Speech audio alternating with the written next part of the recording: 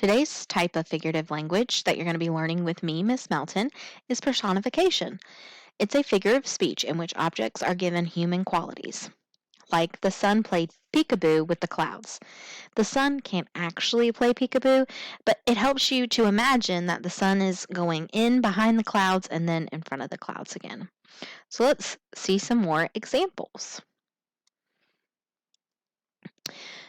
Again, personification is giving human qualities, feelings, action, or characteristics to an inanimate or non-living object, like a smiling moon or a jovial sun. Here's a poem where you will see some personification. Keep a poem in your pocket. Keep a poem in your pocket and a picture in your head, and you'll never feel lonely at night when you're in bed. The little poem will sing to you, the little picture will bring to you a dozen dreams to dance to you at night when you're in bed.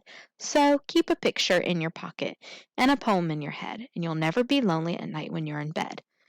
So they're saying the poem can sing, and the picture can bring you dreams and dance. So they're making the poem have a human-like quality, and that is personification. And I always remember personification because it has the word person in it, so it's making something that's not a person sound like it is a person. So let's see. Here's some. Let's see if we can find the personification.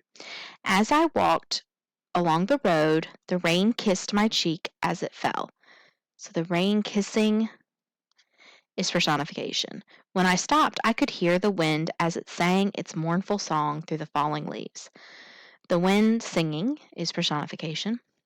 A passing car engine coughed and sputtered as it passed by me. So a car engine coughing. Suspended out the window, a video camera observed the entire scene. So can a camera actually observe? No, because that's using all your senses. So now what might that actually look like? If it was literally instead of figuratively, it would literally look like this.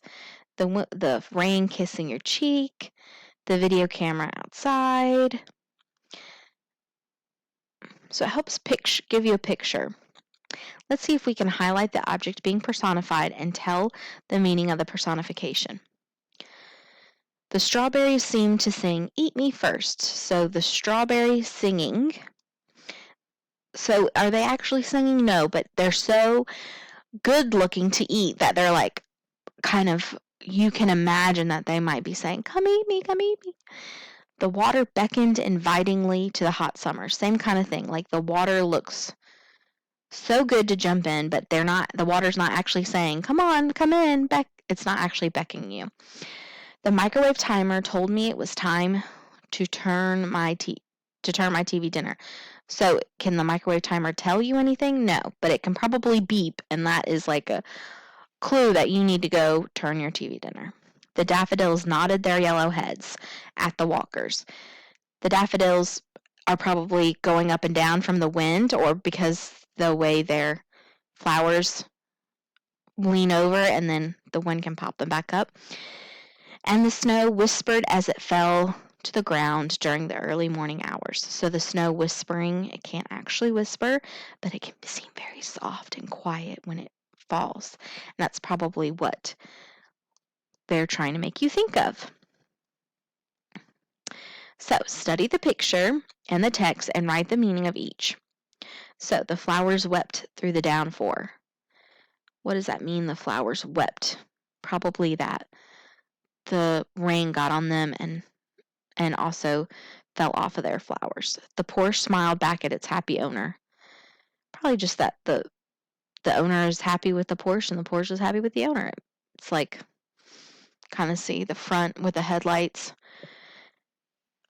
The music grabbed me. Can it actually grab you? No, but it probably can get your attention. The leaves express their grief coming in the fall. So they're expressing their grief probably by turning colors and then falling off. The wind howled. The wind isn't actually howling. It's just the way the wind sounds like it's howling, maybe on a sad, scary night. The telescope studied the horizon. The telescope isn't actually studying it, but the person can look through the telescope to study it.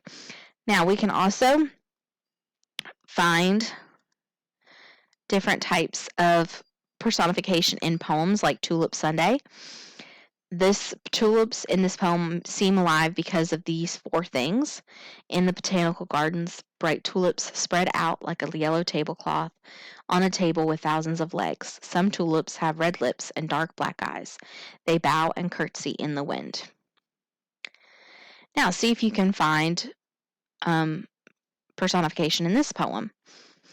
Rags. The night wind rips a cloud sheet into rags, then rubs the October moon until it shines like a brass doorknob.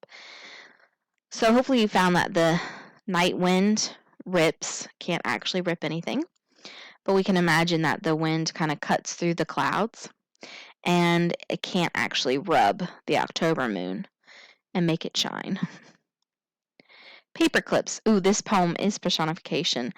Let's see. Paper clips. A jumbled sight, the sheets I write. High time for paper clips. To take a bite and clasp them tight between bright bulldog lips.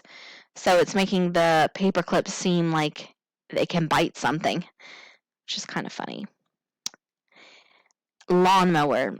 This is another good one. The lawnmower grinds its teeth over the grass, spitting out a thick green spray.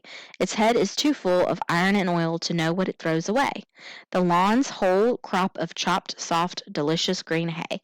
So it's making it sound like the lawnmower has teeth that it grinds, like chews, and then it can spit it out, which is funny. And the last one, the sun.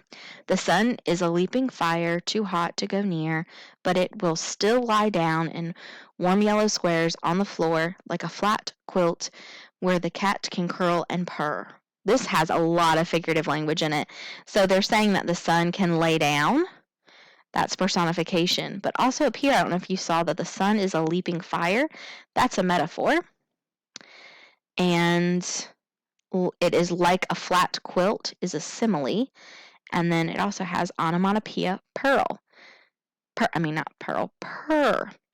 So that poem has a ton of figurative language, and you can find figurative language not only in poems but in chapter books, in nonfiction.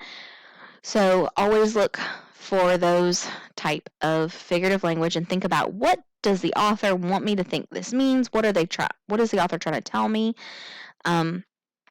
Because it's not literal, it's figurative. So it has a hidden meaning, and you have to figure out what it is.